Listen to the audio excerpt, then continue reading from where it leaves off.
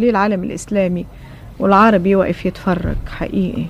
الشعب مش حقيقي بس واقف يتفرج، ده أنا حزين ساعة ما جابوا عندكم في التلفزيون. أيوة.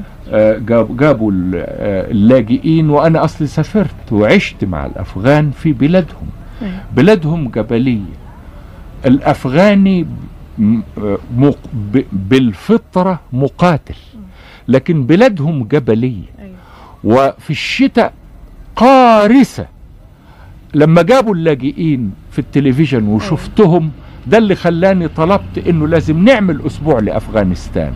وكويس اللي هم قالوا فكرتيني. ان مصر لوحدها هي اللي واقفة جنبينا. احنا فعلا بعتنا لهم سلاح، وبعتنا لهم ايضا معونات. ده مع كل اللي فيه مصر، اخلاق مصر، وفاء مصر، عيلة مصر، شرف مصر، نجدة مصر للضيف، للأخ، للصديق اللي في شدة. مصر، أخلاق مصر.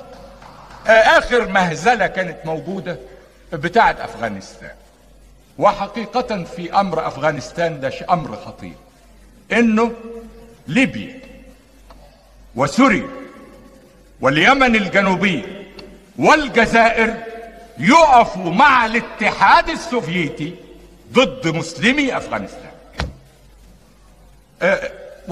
وضع حقيقة بقى مهزلة.